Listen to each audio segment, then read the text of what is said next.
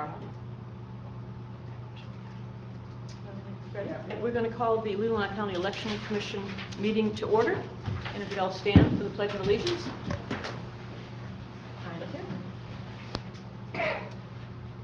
I pledge allegiance to the flag of the United States of America and to the republic for which it stands, one nation, under God, indivisible, with liberty and justice for all.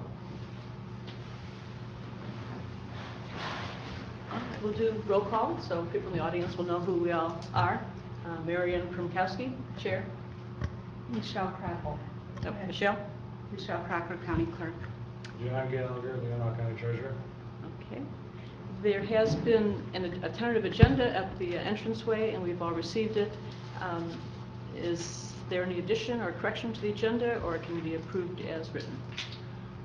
I move that the agenda is approved as presented. Second. Okay. All in favor indicate by aye. Aye. Any opposed? All right. All right. So the next, so we're here today on the discussion of a petition filed on December 5th, a recall petition filed by Justin Van Reenen. And the purpose of today's hearing is subject to statute, MCL 168.952, and the Election Commission is required to meet and determine whether each reason for the recall stated in the petition is factual and of sufficient clarity to enable the officer whose recall is sought and the electors to identify the course of conduct that is the basis for the recall. If any reason for the recall is not factual or of sufficient clarity, the entire recall petition must be rejected. So the first part of the meeting here is public comment, but there will also then be time for comments from the sponsor and the respondents. So is there any public comment? Okay. Seeing none, we'll go on to the action item. And once again, the action item is the petition recall regarding the recall of M. Sue Kelly, Board Trustee, Traverse City Area Public Schools. And is the sponsor here? Yes. Okay. Mr. Van Reenen, if you'd have approach the front. You can be seated or stand, whatever you're comfortable with. Cool. It's fine with me. State your name and address for the record. My name is Justin Van Reenen. My address is 2433 Gary Road, Traverse City, Michigan, 49685. Anything else? We thank you for hearing this today. We are seeking a recall of Sue Kelly as a board trustee for the for TCAPS, and we are, as we have written in the petition, or as I have written in the petition language, both believe that it is clear and factual, and we look forward to hearing your ruling today. For the record, can you please read the petition language? So the petition language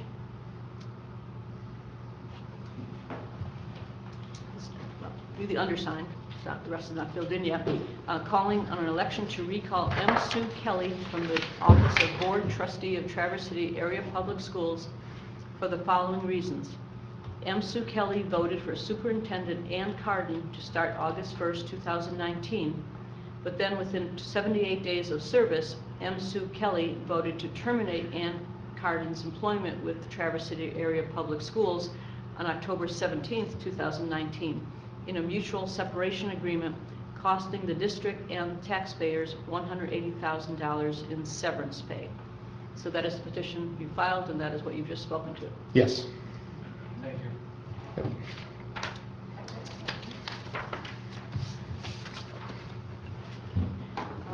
Is the respondent M. Sue Kelly here? Yes, I am. Okay. Yeah, if you come forward, identify yourself for the record and your address, please. My name is Sue Kelly, and my address is 10667 Timberley, Traverse City. And thank you for allowing me to address you. I'm sorry I'm not well versed in recall language, and so this process with the school board has been a little overwhelming. I ran for the school board based on my commitment to the community, of which I've grown up here in northern Michigan and served Traverse City for over 30 years. My son graduated from TC West, I've had 10 foster children, which are probate court placement. I've had 9 foreign exchange students, international exchange students. And after my son graduated, my volunteerism work has centered more around school operations and supporting teachers and students. And so being here addressing you is really unexpected, so please bear with me. Since this is a clarity hearing, let me begin by stating that not only is the statement on the recall petition not factual, if you define factual by being something that is the truth, it is not clear. Language says that I voted for the superintendent, Ann Carden, specifically, but then within 78 days of service voted to terminate Ann Carden's employment, of which I did not vote to terminate Ann Carden's employment. It says it cost the districts and taxpayers $180,000 in severance pay. Voted to terminate in the same sentence as mutual separation agreement is two diametrically opposed statements. A recall petition must be clear for the public's understanding, and this absolutely is not. I brought with me evidence that Ann Carden resigned. I'd like to share that with you if I could.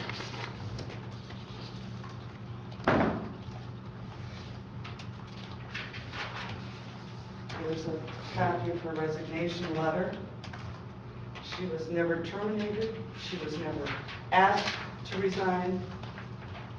The board never voted to have her terminated. She resigned.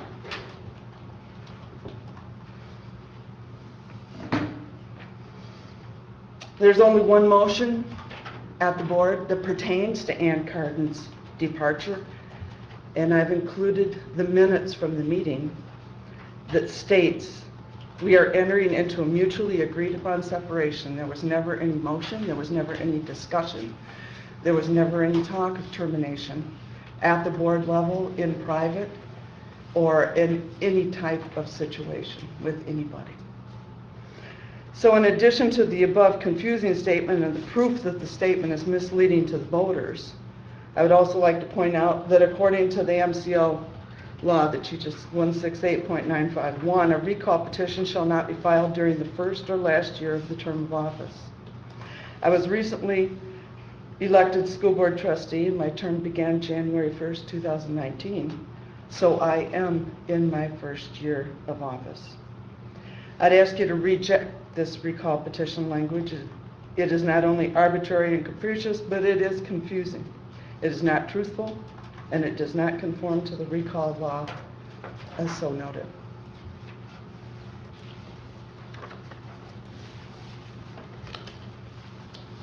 Thank you. Are you completed? Yes. Thank you. I think we're all going to need a little time to read this. I was listening, taking some notes, but let me just take some time.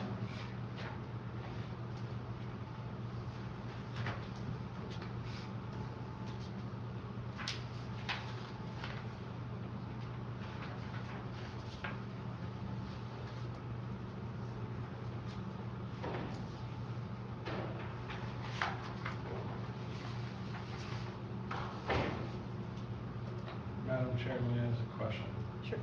of Ms. Kelly. Why don't you come back up so we can get you on tape? Prior to this meeting and these minutes, how did it come to be that Ms. Carden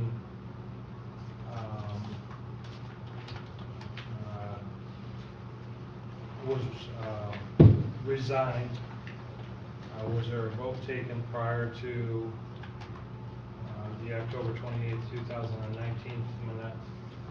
No, no.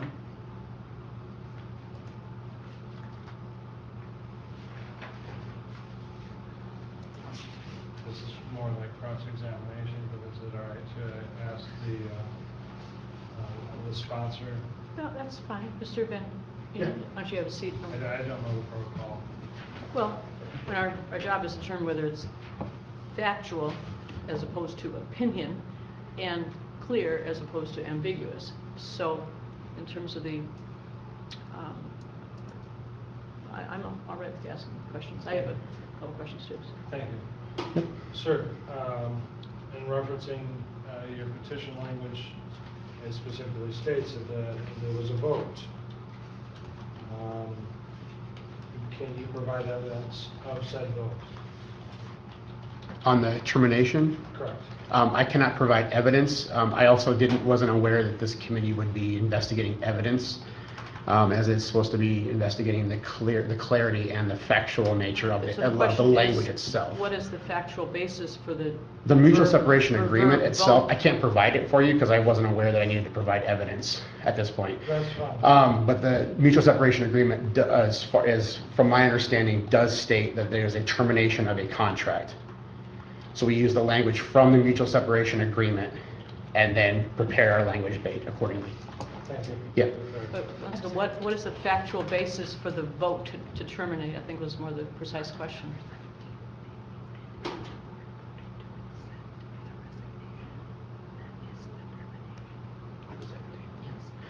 So on October 17th, the board did vote to accept the resignation as for Ann Cardin. Okay. And then within that mutual separation agreement, it does state that it is a termination of the contract. And to the judge's question, what is the factual basis? And you're referring to the mutual separation agreement? Correct. Is that? As stated in the petition language. Correct. Yep. All right, thank you.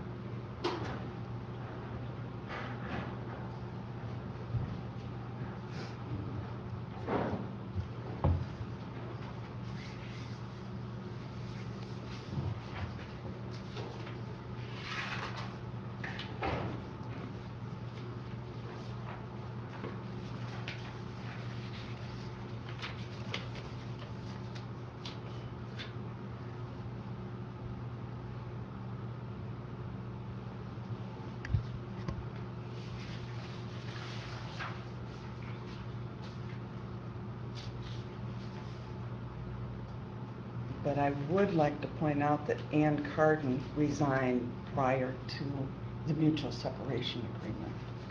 I believe the date of the resignation.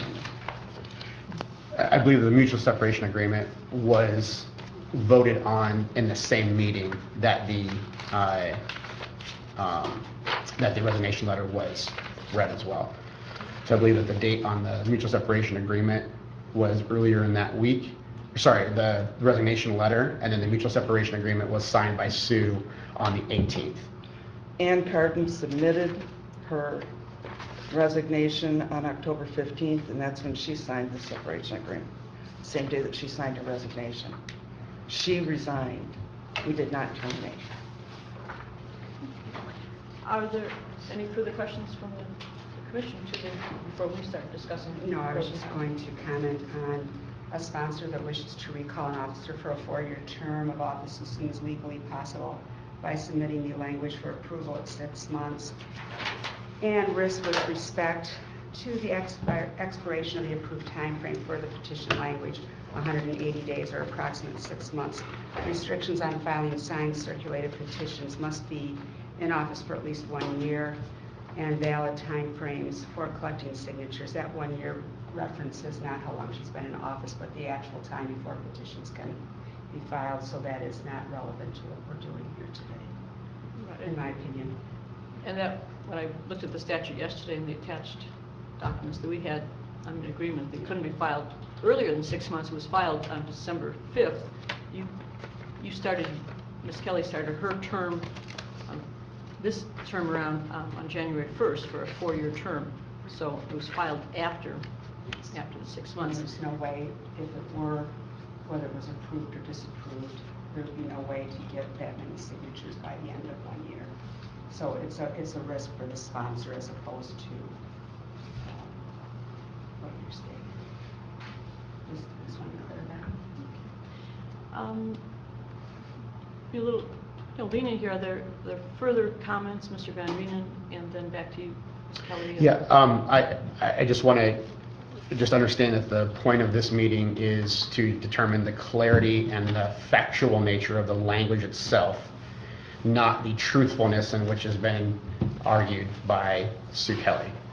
Is that, am I understanding the point of this meeting correctly? It has to be based on facts, and to a regular person reading it, is there any reason for confusion? Okay. Was it clear? And Ms. Kelly, anything further? I just, again, it is a confusing statement because they say that we terminated her, and then in the same sentence, we signed a mutual agreement of separation. And that does not appear to be clear for the average person to be reading and voting on either.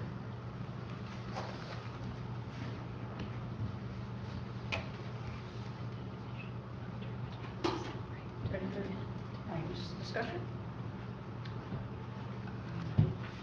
And this discussion is open session. Let me start. Just by starting my initial comments here, I am a little troubled with regard to the term voted to terminate and then mutual separation. Now that I'm seeing documents that indicate that she's submitted her resignation and the separation and release of claims. Can I add that You're not going to interrupt me when I'm talking. My apologies. Are there any further comments? Because now the board is going to talk about what we've heard so far and what's been submitted. So Yep, my apologies. I'm sorry. Okay. I am defining terminate as a word as to bring to an end. That is how terminate is the actual definition as outlined. All right. Okay. So my concern is that it does say terminate.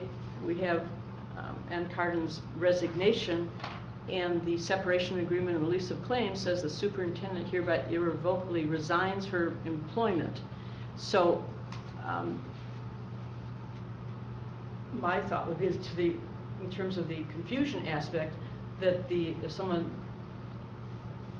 says, well, how did you lose your job? If you say, well, the position was eliminated, I quit, or I was fired. Fired, in my mind, goes along with termination as opposed to resignation. So that's kind of where I am with regard to whether this is clear. I think just bringing the perspective of what we do every day, I think it follows due course to have a termination and then followed by a mutual separation agreement to protect all parties involved, so I don't find it the wording to be odd.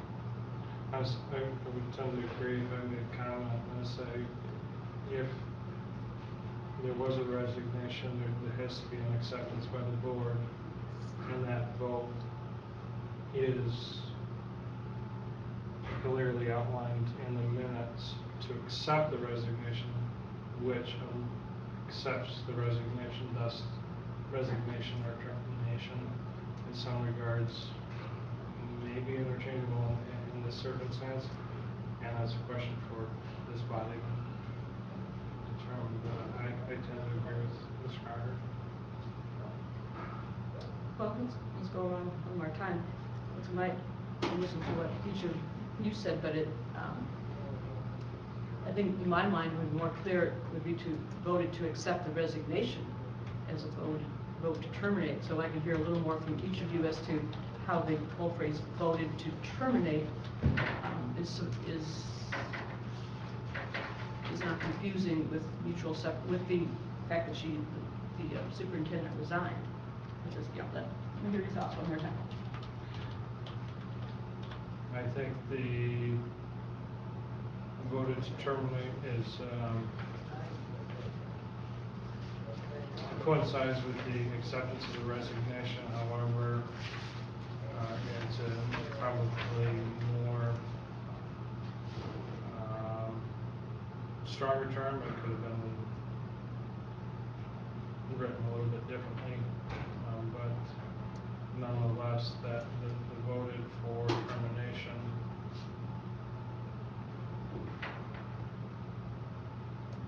would be the acceptance of the resignation by the board. I'm confused as to, Robert's rules and just our traditional procedures and how I've seen things done. A resignation through contract would not have to go through arbitration if both parties do not agree, because of the cost of the $180,000. And maybe I'm getting sidetracked, but they have a contractual agreement between two parties that there is monetary compensation awarded to the superintendent. That award coincides with the resignation or termination, which is accepted by the board by vote. A resignation letter was required pursuant to the separation agreement. Okay. So that's mixing it up. I mean, if you want to go that way, I mean. No, this is my No, I'm question. just saying to just say, well, she resigned, well, that was required in the separation agreement.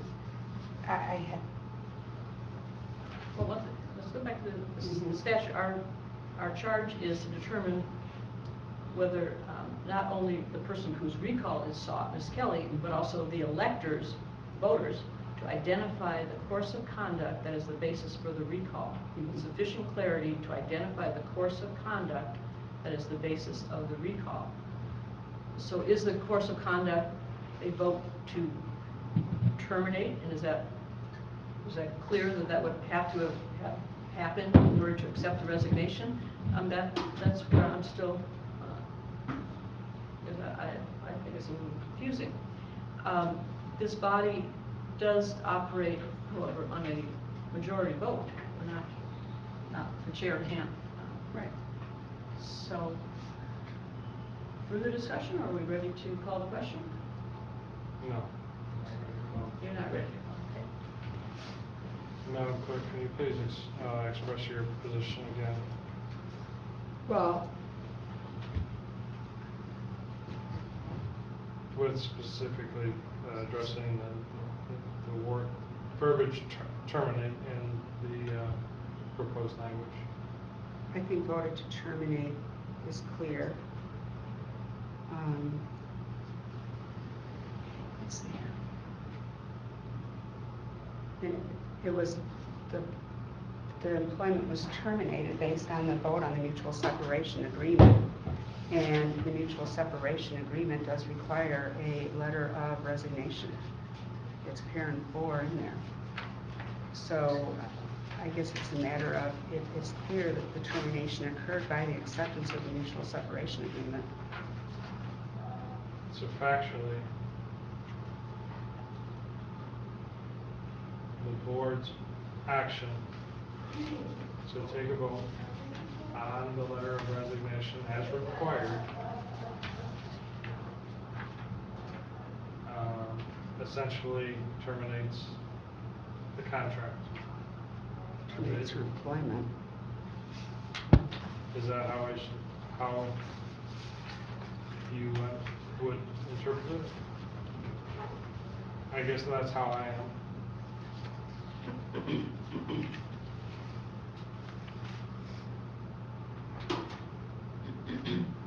I would just offer further comment. If the three of us are struggling a little bit to, not really struggling, at least I'm struggling a little bit, and we're having discussion as to what this language means, and is it clear, would suggest that maybe there isn't as much clarity. I mean, we're all elected officials and have read the legal documents in the past, and once again, it's not a question of, is this language clear to a lawyer, or someone well-versed in employment procedures and contracts. But to the electors, which is anyone over 18 years of age who's registered to vote, reading the word voted to terminate, I don't think has the same connotation that it would perhaps with someone, a labor attorney, or someone involved in labor negotiations. I mean, that's my concern. And once again, I'm not taking any position as to whether, there's reason to be concerned about what happened, but our question is clarity, and I'm trying to put myself not a super voter, but for the average elector, voted to terminate, I think is, along with mutual separation agreement, that it would cause me, a lot of people when they're signing petitions, people say, well, this is just to get it on the ballot, but if you're reading this, taking time, I was reading and I say, well, I mean, was there a vote to terminate, or did this person, mutual separation agreement would mean that the other person would have to agree, or both parties are in agreement. So I'm still a little. And if this body finds that it isn't clear, then there's no prohibition against the recall language petition being redrafted. But I'm still concerned that it doesn't.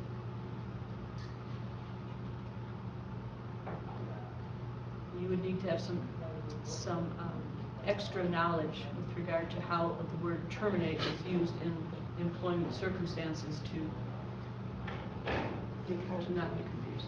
Because the only other, when I read this, but then within 78, I'm just playing with the words now. Because we have to either accept or reject this in full. Right. But then within 78 days of service, M. Sue Kelly, and then I'm just going to skip some, voted with Traverse City Area Public Schools on October 17, 2019 in a mutual separation agreement costing the district and taxpayers $180,000 in severance pay, which terminated Ann Carden's employment. Same effect, it's just a rewording, because the adoption of that mutual separation agreement did terminate the employee. Is it more, are you thinking because of where it's placed in there? Right, if it was phrased the way you just said it, I think it would be more clear. The way it's saying right now is the verb is that the respondent voted to terminate, as opposed to agreed or voted to accept a mutual separation agreement, which, it's... Which in turn terminated. Which, I mean, there's still, if we took the word to terminate out and voted, there would be still a word missing, had to be voted to accept. So I think it could be worded in a way that would alleviate the lack of clarity, which I'm still concerned about. I don't think. I mean, you're raising your hand. I don't think we go back. We're now. Okay. You've had your. This is like the jury is out. We don't. No, that's fine. I just had a question regarding the files that you were given by Sue Kelly. Again, we weren't under the assumption, we weren't assuming that we have to prove the factual nature. You So. don't have to. And they asked for a mutual separation agreement. Okay. You received a copy of the same thing that we received today. I You didn't receive a did copy? not receive that copy at all. No. Not even today? No, I did not. She gave you the only She's 3 talking copies. about the mutual separation agreement of which you have in your hand. Right, the front is what Ms. Kelly Just said. or read, pretty much verbatim. And we have a copy of a letter of, Right, we did not receive a copy of any of that. well, I assume that, maybe I shouldn't assume, but you've never seen these documents before going forward to file the petition? I'm asking what documents you have received. A letter is with, something signed by Ann Carden, is with disappointment that I tender my resignation, a 2-paragraph letter, and then the mutual separation agreement and release of claims, and then a copy of the Am I allowed to, board minutes from October 17th. That is what we have. am I allowed to point you to line 3 of that separation agreement? Sorry, line 2, my bad, line 2. Whereas the superintendent and school district have decided to amicably terminate their relationship.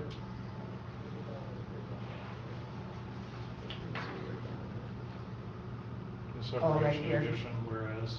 Oh, line 2, not paragraph 2.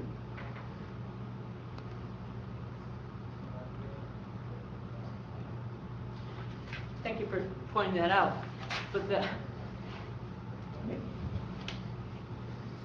was,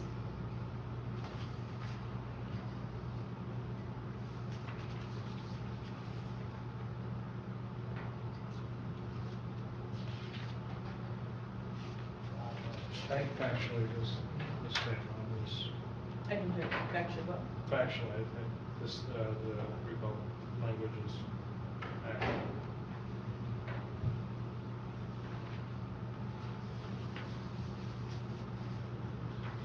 further discussion?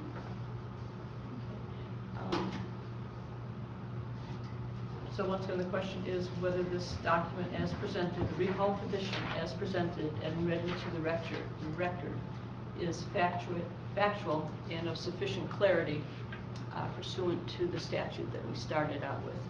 So unless I'm hearing an objection, we'll call for a yes or no vote on those questions. Motion or just?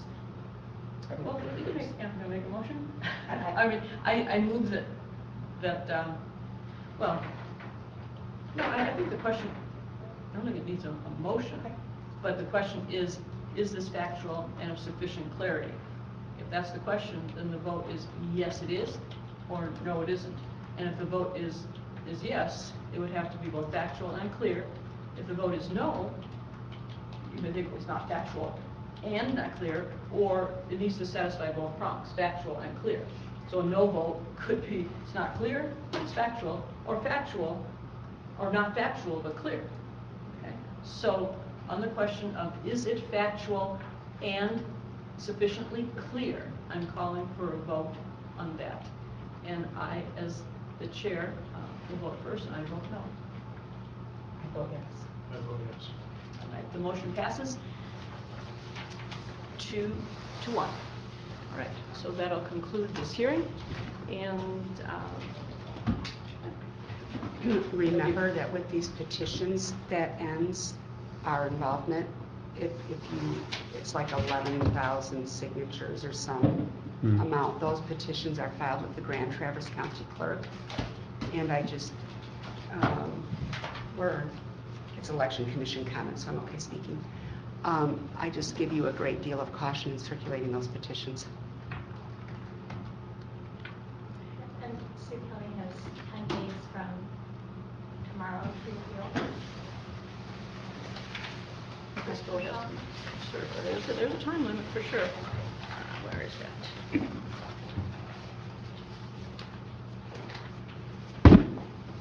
An appeal filed by the officer or sponsor within 10 days of the decision.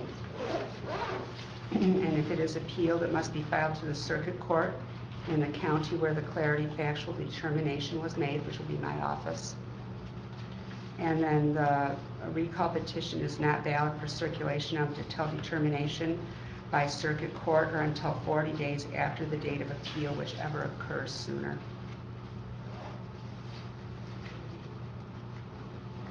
And then also so that we're all working on the same timeline, between now and that 10-day time period, Christmas is involved, is that 10 days, just 10 days or 10 days? It doesn't say working days. My question is if the courthouse isn't open, No, it would have to say 10 working days. If it just says 10 days, 10 days is 10 days regardless Okay. of what happens on those Okay. 10 days. All right, thank you. So 10 days from today. And in counting that, so we're clear, we start counting today, today's the first day, or tomorrow.